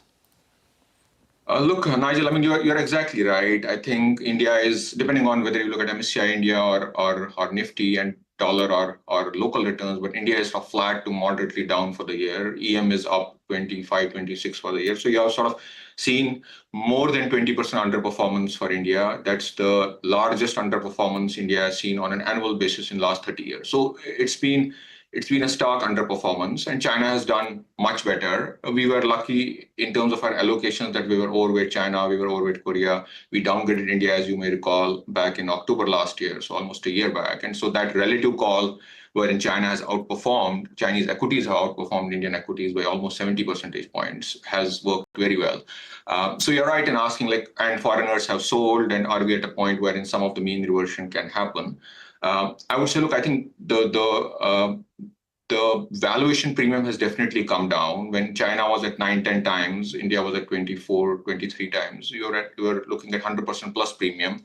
Today, that premium with China rallying and going to 15 times, with India being at 20 times, is sort of down to 30-40%. So we have seen a large compression in premium. But we do think, and we are still overweight China. We think that momentum in China could extend for a couple of quarters. But at the same time, I think the catalyst for market rotation, so to speak, or India to outperform, has to come in from not just valuation coming off a little bit, but underlying growth and earnings improving. I mean, we obviously have a real GDP growth of still 6.5, 6.7 is where our forecasts are. But inflation is running pretty low, so the nominal growth is still at 8 handle. We think next year that goes to around 10 times, which is similar to what it has been in the last few years. So this year, obviously, the nominal GDP has been unusually low. That, along with the fact that consumption recovers and some of the other sectors, especially financials, we think will recover with a couple of quarters of lag. I think that could cause the market to do a bit better. But in the near term, we still think that some of the other markets, including China and Korea as a case in point, might have a better momentum compared to India. I mean, FII flows, encouragingly in the last couple of weeks, have been turning positive. But we'll need to see if that trend sort of persists. We see that across the EM complex, wherein flows have generally been positive because of the macro tailwinds. And I think what we are seeing now is India is also benefiting a little bit from that. Absolutely. I mean, the last few years, right? I mean, the best performing markets have been India and the US. So I think recency is a powerful thing. You expect every year to be a big one, but it's turned out to be quite okay. And we're in September, right? Still a couple of months to go before we close this one out. Sunil, so how does one position one's portfolio? Financials is clearly an area you like, but if you can, I mean, talk about your published sort of names, or you want to go as close to names as possible, segments where one should look for opportunities in a positional way now. Yeah. Look, I mean, Prashant, I mean, we can't talk about individual names, as you know, but I mean, in terms of sectoral preferences and segments, as I mentioned before, even after the personal income tax cuts that we saw through, we already had positioned in terms of liking the consumption sectors or investment sectors. And so we are overweight staples that should benefit from the GST cuts. We are overweight autos. We do pick up some of the QSR and the tourism and the internet names through the overweight in the internet or the TMT sector in general. We also are overweight financials. So I think financials and consumer sectors are where we have our sort of most positive views on.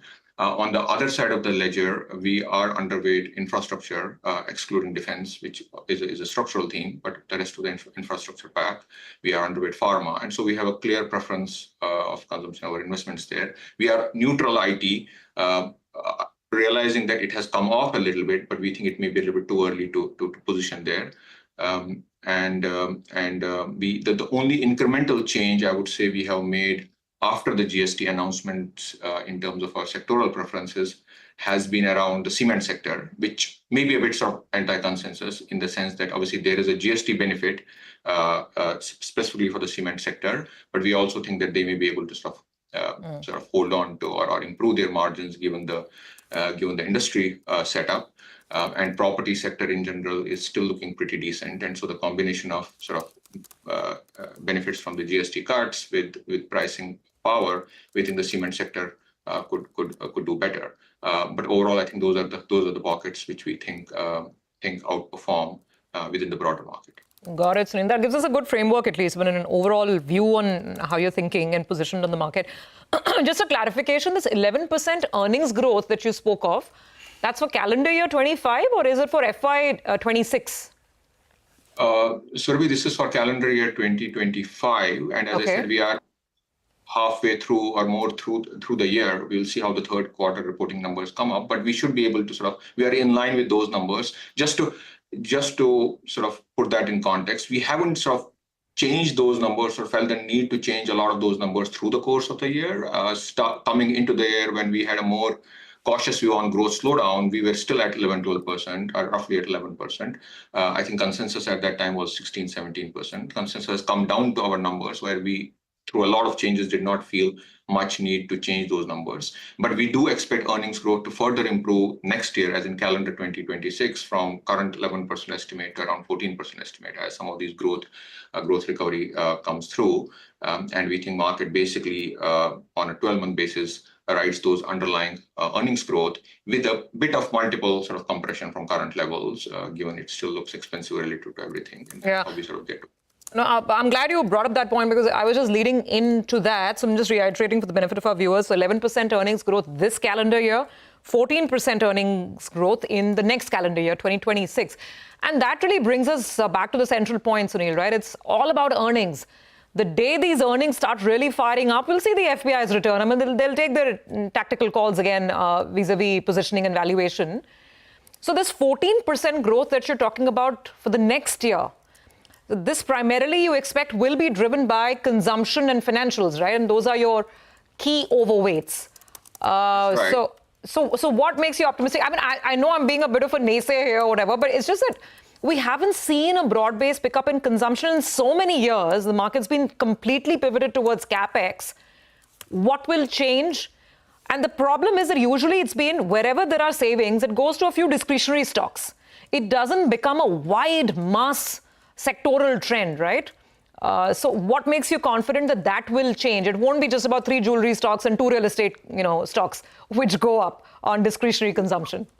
You partly answered that question, Surabhi, there itself, because I think the pushback we were getting from investors, even during the recent marketing, is that, look, the GST cuts would be helpful, but does it sort of extend beyond a couple of quarters, and how sustainable could the pickup in the consumption be? So I would say make 2 points. One, I think the GST cut benefits come on top of the recovery we were already seeing in the roller cycle. And so we were already therefore seeing not just the high-end consumption doing better, but signs of pickup in the mass market consumption. And I think GST at the margin kind of reinforces or accelerates those trends.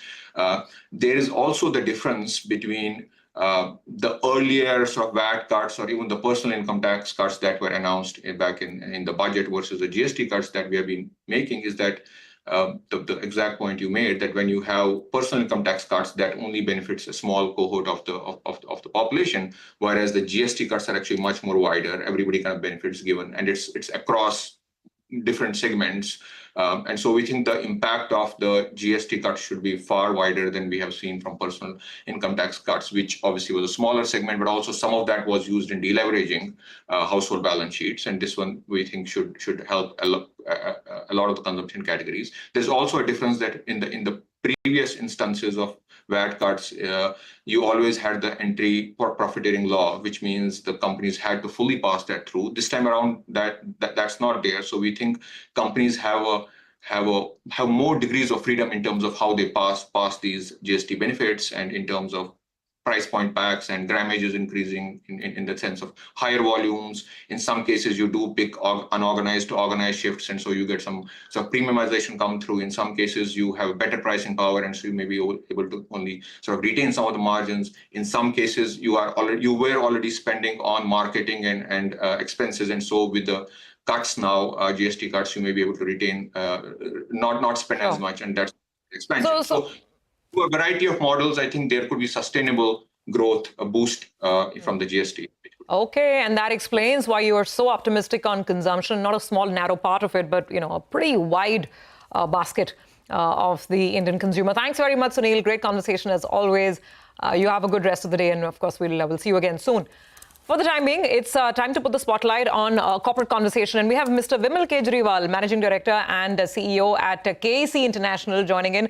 Mr. Kejriwal, always a pleasure to have you in. So much to discuss, as usual, on the business, on the sector. So let me distill this for our viewers in terms of three key highlight areas that we want to focus on. Of course, we want to understand the impact of the GST cuts on your business. I mean, of course, entirely B2B, but how does it play out? Is there any implication? There's some concern in the market whether the government's pivot towards consumption, whether that means lower capex. So then are orders at risk? And finally, again, GST related, EPC contracts are going to be taxed at 18%. So what does that mean? Let's understand and find out. So, Mr. Kejriwal, it's all GST related, right? Step by step. So let's start with your first interpretation on these EPC contracts being at 18%. And overall, I mean, it's all a pass-through. I guess you get input tax credit for everything. But is there any change, positive or negative, from your lens? Surabhi, good morning. See, first of all, almost I'll say every contract of ours was at 18%. What has happened from 12 to 18 is small contracts which were very, very, I'll say, labor intensive, with a lot of sand supplies, other items which were at a much lower taxation. So there were very few contracts. At least I don't think we had any contract at 12%. So it effectively does not apply to us or to any of the large contractors that the GST change from 12 to 18 applies. I don't think it applies to, at least I have looked at all my contracts, it does not apply to any one of them. We didn't have anything at 12, number one.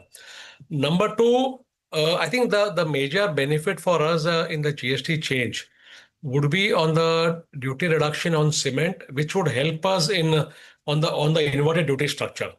Today, if you look at my balance sheet, we have got close to around 500 crores lying on GST input credit. And most of it has been happening because we've been paying a higher duty on the input and we've not been able to set it off. Now that the duty on cement has come down, and which is where our major input credit reversal was pending, that would definitely help. One is on the balance sheet side. Second is also on the cash flow side. Now that you will end up paying 10% less on the cement procurement, I think that's one major item which I'm seeing. Third piece which I think we can see is that with the reduction on duty on the solar side, there could be some better economics on the solar side for the developer, and resulting into better economics for the EPC. I think very broadly those are the impacts of GST for us. Okay, so maybe more solar orders as they have a lesser tax burden now. Yeah. The EPC change doesn't affect you because you were already at 18%, and cement obviously is a big boost. On cement, I mean, just to follow up, since it's a big saving, right? It's 10% saving. So what does that mean? Should we expect some of that to flow through the margins anyway? This year you've been guiding for margins to improve to 8%. So how are you going to digest the savings on cement? So Surabhi, that 8% is on EBITDA level. So whatever savings we'll have would be on the interest side. Because cost mate will not make any difference to us because the GST was in any case billable to the customer. So it is only a cash flow impact for us. Where there could be slight changes on cost structure would be items which were not billing to the customer. Let's say whatever we were spending on the stores and everything else which is there on the consumable side. There may be a marginal impact, but I still don't see that as a major driver for margin correction. But interest can get impacted positively. And also now with what's happening with whatever RBI has been talking with the Fed cut yesterday night, I think there could be some improvement on the below the EBITDA lines. Okay. So basically some savings on interest costs perhaps. That would of course flow into earnings, so it will be good news for your shareholders. So the other concern, and this is a wider debate though, I mean the finance minister in her response to that question, when we had that conversation with her, she was very committed to capex. She said, whatever I've committed in the budget on capex, we are not pushing back or pulling back from that at all because of the GST cuts. But still there is this, chatter that the government's focus is now consumption. So maybe it starts having some impact on order flows, different segments, water, power, etc. Your thoughts? I think irrespective of the GST cut, we have seen an impact, at least on the water side. There's hardly any funding happening on the water projects. And then that's a big setback. One is the cash is not coming for the existing contracts. And I think the number of orders which are coming on water side have also slowed down. So that's one impact. As I said, with or without GST, we have already seen a significant slowdown on the water cash flows, especially from the central side. Okay, center is actually nudging states that you need to do better work on the execution and you need to take a better control and payment and all that. But somehow with the state finances, that's not happening. So water is definitely one subject which I think is getting impacted on this. Power, if you look at it, was not it was largely independent of the government financing. Power Grid or NTPC and all that, they have been raising their own money and then they have been funding their projects. So I do not see any major negative on the power projects because of the impact of the cut or the government finances tightening. On the other hand, I think with the interest rates going down, that could have a positive impact on the government financings. All right. Hi, Mr. Kejriwal. Good to see you, Ben. So what about collections? The last time around you had mentioned that collections in various sectors, water as well was one of them that you said collections were a little bit slower. Has the situation improved? For water, it has not improved. Let's be very honest. I don't think we have seen any major improvement happening on the water side. I think there's still a little bit of a tug of war between the center and the states as to who will fund what. And I think that's where we are having a problem. But on all other sectors, I don't think we have seen any payment issue. No. Okay. All right. Tell us, what is the order inflow, sir? As of Q2, what is that number at? And for the year, what are you gunning for? So as of now, our order intake has been roughly close to 9,000. I think 8,900 or something like that has been the inflow. We have a large L1 position. We do expect significant conversion to happen by 30th September. Our target for the year is around 30,000 crores. Last year, we did roughly 25. So we are hopeful that we should be able to improve it by 20% and reach 30,000 crores. All right, so we've got a date then before the end of September itself, because that L1 position, you're optimistic that it gets closed out. But give us some idea about the size of it. Close to 9,000 crores of order inflow so far. For the year, expecting it at around 30,000 crores. But this L1, that's a joke on the pack, it seems. How large is it? So right now, it's around roughly, I think around 6,500, 7,000 crores is the L1 today. Largely, I'll say in transmission, a little bit in civil and railways also. But we expect that most of it, not most of it, at least some part of it would get converted before 30th September. So we should have an order intake coming into 3,000-4,000 crores by 30th September further. All right. And final question from my end for FY26. How are things looking? I think earlier when we were talking about it for the outlook for the year, revenue growth, I think, was in mid-teens, around 15% is what you're talking about. Margins in that vicinity of around 8.5%, and some debt reduction as well. So revise all those three numbers for us. So the first two remain where they are. that at 15% or so of growth and margins between 8 to 8.5. Debt, I think the water is still worrying me. I'm not sure how much debt will go down, but I think the interest rate scenario is becoming benign, both in India and international. And I think we are around 35% of our debt is in foreign currency now with the Fed rate cut happening. I think that part of the numbers, I think we should see some improvement happening below the line, below the bottom. Mr. Kejriwal, before we let you go, I just want to go back to that point on water. So my question to you was more in terms of awards. This whole debate between government focusing on consumption versus capex. So when you say that financing from the center side is going down for water, and that's an ongoing issue. I mean, you've been explaining that to us, that the onus is on the center, wants the onus to be shifted to the states, so they can start financing and clearing the dues as well. But in terms of awards, whether it is the water segment, whether it is power you've already mentioned, or even the railway segment for that matter, do you sense that the awarding activity could slow down at all over the next couple of quarters? So I don't think a slowdown will happen in the power side. Railway, I think, has been a bit of a issue for all the larger contractors except for the bullet train. So I think if you see, most of the larger contractors are not getting any railway contracts. Okay, execution is a serious challenge on the railway side. As far as water is concerned, what is happening, Surabhi, is that one is I'll say that tendering has slowed down because of the funding issues. Today, if the government does not, the state does not know whether central will fund them or not, I think they are very apprehensive of floating new tenders. Secondly, whatever tenders come, like if you ask me, I have not won, or probably I've not even bid for a single water tender in the last 2 years. Even if the tenders are there, I think it's not a market where we are there till today, unless and until the cash flows improve and the backlogs get cleared. I think that's the point I was making. But that makes perfect sense. Unless the cash flow situation improves, collections start improving, I mean, fresh bids will get impacted. On railways, you said you're expecting more slowdown in railway awards as well? So I don't think the railway awards will slow down. I think the issue on railway side has still been on the execution front, where because of, let's say, blockages, let's say blocks and all that you require, execution on railway projects has always been a pretty slow affair. And because of which, we have seen, many large players getting out of the typical railway EPC contracts. Right. However, last 2 years, the focus had been more on the customer side, with new trains and stations and all that. Now we are seeing a change happening, and a lot more tenders are coming out for new railway lines, etc. So I think railway, the tendering has definitely increased from before. Absolutely, and I think you've been, Mr. Kejriwal, you've been telling us that you've been a little cautious on the railway side on your own part, as some of the other bigger players as well. Thank you very much, sir, for joining us. It's a pleasure having you here on CNBC-TV18. Thank you. 90 points on the Nifty, 25,420.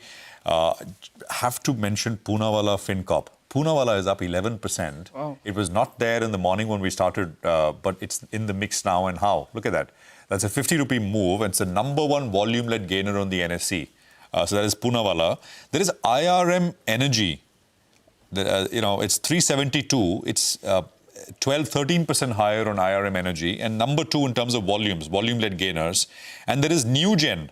Newgen is up 7%. Actually, all three were not there in the mix in the morning when we opened. But Newgen is in the number 3 spot. Price and volumes, 943 on Newgen. And look at the volumes take off on that one. Actually, there is lots of new stuff which has come through. Zentech, etc. I mentioned, but there is Sonata Software, which is up 6%. There's a big jump. The L&T, Mindtree and LTTS, both are up 3% apiece as we stand. IOL Chemicals is up about 4%. So this is a new list now. The initial sort of, pop mostly is all flipped to newer and newer names, which means that the breadth is also expanded. In 90 points on the Nifty, we take a quick commercial break here. We have the management of G Shipping joining us on the other side. Stay tuned.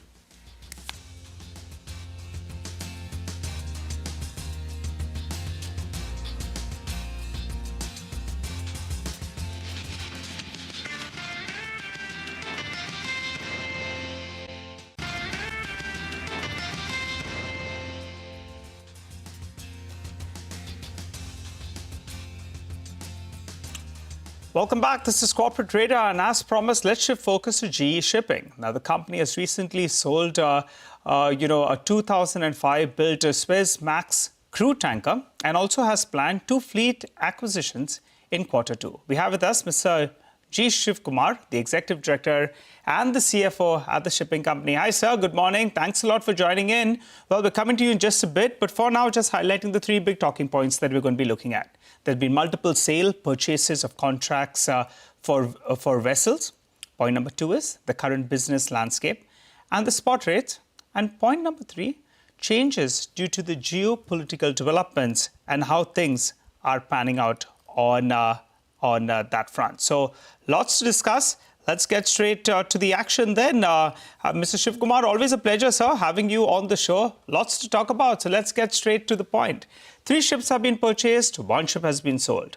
How are the asset prices for the new as well as the older ships? And are there any plans on conducting more such activities, that is, buying or selling some of these ships? Do you have some kind of outlook in the near future? Morning, Nigel. Thanks for having me. Yes, we've currently contracted for purchase of 3 second-hand vessels, 2 bulk carriers and 1 Suezmax crude tanker. And we have contracted for sale of our oldest crude tanker as well.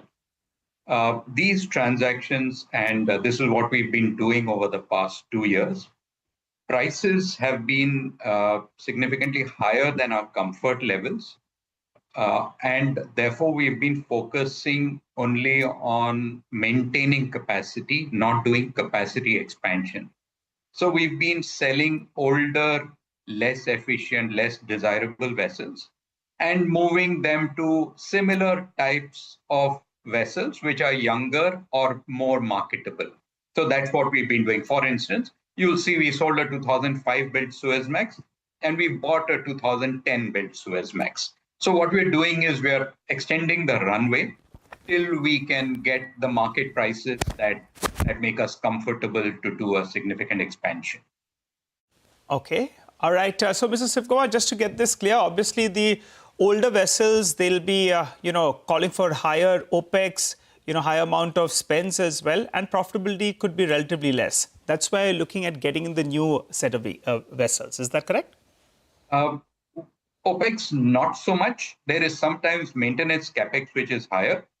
However, what happens is on the revenue side, because they are less freely tradable beyond a certain age, and therefore we'd like to have our ships freely tradable to maximize revenues. It's more on the revenue side than on the cost side, really, so that we can maximize revenues by having the maximum optionality for trading those ships in the international spot market.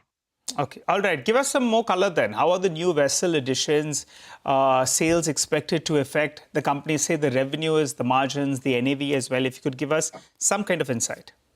No change really in the NAV because we're buying them at market. And we're capturing part of the NAV gain by selling the older vessel. So we'll book a profit on sale on the old ship that we sold. In terms of revenues, yes, the capacity goes up. But finally, for us, it's the rates which have the bigger impact on revenues. The capacity, of course, is a factor, but the significant swing factor here are the rates. These capacity changes, we're talking about 3 ships, of which 2 are incremental. It's not huge. It's on a 40-ship fleet. It's 5%. The rates move by 10, 20% in a week. So that's really the big factor that moves revenues. Yeah. Mr. Shivkumar, what's the net? Good morning, Prashant here. What's the net outflow because of these transactions? This would be a net outflow probably in the region of $60 to $70 million, something like that. $60 to $75 million. $60 to $70 million is the net outflow after these, because of these transactions. And you fund this how, and what's the cash levels post this? Yeah, so we have about $800 million in cash currently. So we'll just fund it out of cash for now.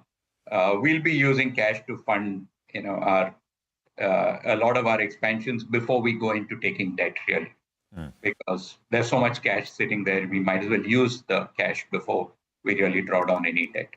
Okay, so you're using basically about 10% of it. That's right, less than 10% of less than 10% of your existing. And are you doing this for many more, or are you done with these vessel swaps in that We've done, sense? I think, 8 or 9 of these transactions so far. We would be looking to do some more. We're always looking at these opportunities to do some modernization of the fleet.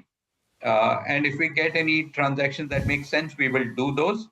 But again, mostly we'll be doing just the switches, which is you sell an older vessel and get into a newer or a better spec vessel. Give us a sense of how business is across segments now, Mr. Shivkumar, now compared to, say, we left off at the end of the last quarter.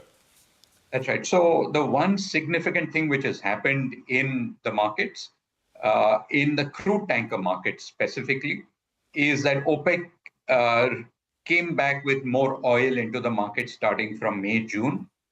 That's starting to have an impact on crude tanker markets now, which is basically you're having more oil that is being transported, which means you need more ships. So the rates for the large crude tankers have gone up a lot in the last 2 weeks. We don't have the VLCCs, which are the 2 million barrel ships. So those have gone up to, I think, $80,000 a day from maybe $30,000 to $40,000 a day 2 to 3 weeks ago. And those typically are the most sensitive to OPEC oil production and OPEC exports. It hasn't filtered through to the other sectors, a little bit to the Suezmaxes that we operate. So those also have gone up. Net, we are about at the same levels as last year, a little bit better, maybe a few $1,000s better than we were 2 to 3 months ago in terms of spot rates for Suezmax tankers. For Aframaxes, it's much of a muchness. For MR tankers, we are probably better off by 1 to 2,000. And again, MR tankers that's the sector where we have maximum exposure. We run 12 ships in that sector. Those rates are up by about $1,000 to $2,000 a day compared to where they were a couple of months ago. Coming to dry bulk, we've had a surprisingly strong market, mainly on account of, and Nigel mentioned geopolitics, possibly on account of some front loading of grain imports by China, soybean imports by China. We've had the smaller ships having a pretty strong market over the last 2 to 3 months. Basically, the US grain season starts in October, the soybean season. And I think they've been stocking up, the Chinese importers have been stocking up from Brazil and Argentina, preparing for a situation where tariffs may make that grain unaffordable. Point taken, Mr. Shivkumar. That's a pretty comprehensive sort of picture that you draw out. So all told, I mean, at a company level, what does this mean? I mean, as we progress through the quarter, where does it leave us?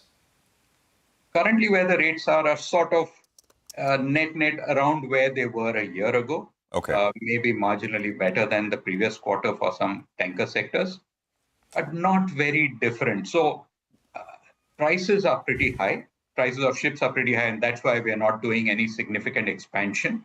So we are still waiting for those opportunities. So for now, it's a holding operation. We make significant cash flows at these rates, significant free cash flows at this rate. We are still really collecting the cash and waiting for the market to give us the opportunities and the prices to buy. Always a pleasure, sir, having you on the show. Thanks a lot for joining in. Post your Q2 numbers. We'll re-invite you, and maybe we'll try to pull out some numbers as well from you. Wishing you a good day ahead. Thank you. I think the street likes actually what Mr. Shivkumar had to say. I think the stock was more or less flattish. It's seen a bit of an up move in the last few minutes or so. So keep an eye out on the bottom of your screen. Those are the important takeaways. Let's get in Vijay Rajani, though, Senior Technical and Derivative Analyst at HDFC Securities, who's back on the show. Hi, Vijay. Thanks a lot for joining in. What's your call on the index? You know, a good 1,000-point rally is what we have seen in a matter of a few trading sessions, after underperforming, mind you. But now the Nifty Bank is on a winning streak. The Nifty is up, I think, 11 out of 13 trading sessions, taking today into account as well, 12 out of 14 trading sessions. Good for more? Or do you think now you get to a stage where you see some kind of consolidation, some kind of a near-term hurdle? And also fill us in with a couple of your stocks. Yeah, good morning. So definitely the overall trend has been positive and the continuation of an uptrend is there. There was a breakout around 24,900 where we saw a trend line breakout, and after that continuous participation is there from the different sectors. So the way sector rotation is happening, it looks like that market should continue to do well and it will continue to extend the rally which has started from the recent low of 24,800. So yesterday we saw that Nifty also surpassed the crucial resistance of 25,250, which was the previous swing high. The immediate resistance I see is around 25,550, which was also swing high registered in the month of July. So right now, the best strategy for the trader in the Nifty should be the trailing stop loss. And as of now, according to us, 25,250, which happens to be the previous swing high and resistance, now it will act as a support. So 25,250 should be the trailing stop loss right now, and we can expect some higher levels from this level. And the way sector rotation is happening, like many sectors have still not participated in the market, like IT, real estate. These are the sectors, then capital goods, some of the PSU stocks. So many sectors have already done well and many sectors are yet to do well. So I think participation will come and short covering will come from them. FIs are still holding much short position in their index future position. So we can expect further short covering from them. So we are bullish on the market right now. 25,550 is the immediate resistance and followed by 25,670, which was the swing high resistance. So yes, one can continue to hold on to the long position with the stop loss of 250. Okay, all right. What about individual stocks? Yeah, so today IT stocks have participated well since morning. Some gap up opening is there, and I still see upside from this particular sector and participation. So Infosys, the large cap IT stock, looks good to me. 1550 is the level one can go along around this level. 1520 should be the trading stop loss on the upside. We can expect a target of 1595. The second pick I would choose from the capital market segment. Yesterday, CAMS did very well, and today we can see some other stocks participating in this sector. So CDSL has given a fresh breakout on the chart. So capital market theme can work out for a couple of days at least. So CDSL around 1610, one can go long. I would suggest a trading stop loss at 1585. On the upside, I'm expecting a target of 1650. So Infosys and CDSL on the long side with the mentioned stop losses. All right. Vinay, good to get those particular trades. By the way, you got this massive move in Poonawalla today, Vinay.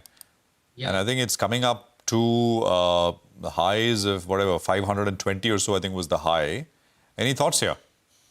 Yeah, so it is a very good breakout with the volumes, and NBFC space has been doing quite well. We saw that Bazaar Finance, Finso, and the last session in the last show which we did, we recommended Chola Finance, and today Poonawalla Finance has participated. So the primary trend was up. It was into consolidation. Now today's move gives lead to the resumption of a primary uptrend. So it is a clear-cut breakout on the chart. The immediate support we can say short-term for the trader is around 475. That should be kept as a stop loss. And yes, we can expect some higher level. 520 is the all-time high level I can see on the chart. So yes, there is a good chance that it will surpass that level and do well in the coming days.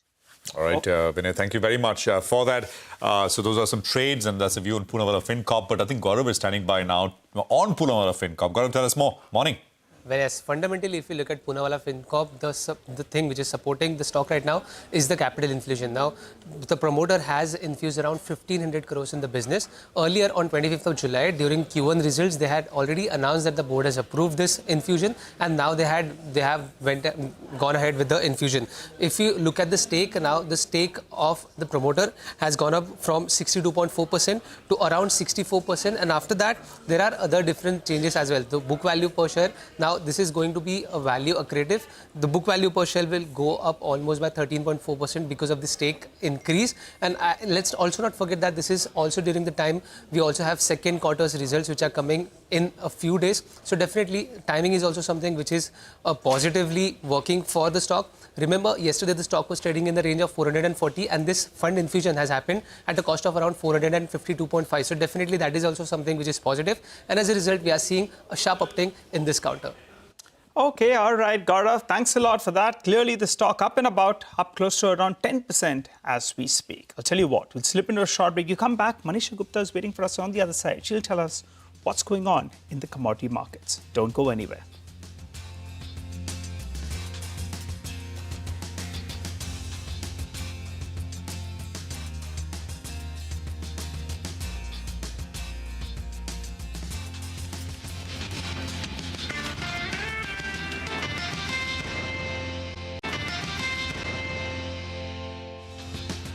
Welcome back. It's time to talk commodities. We have Manisha in the house to tell us how the commodity markets have taken into that 25 basis points rate cut. Manisha.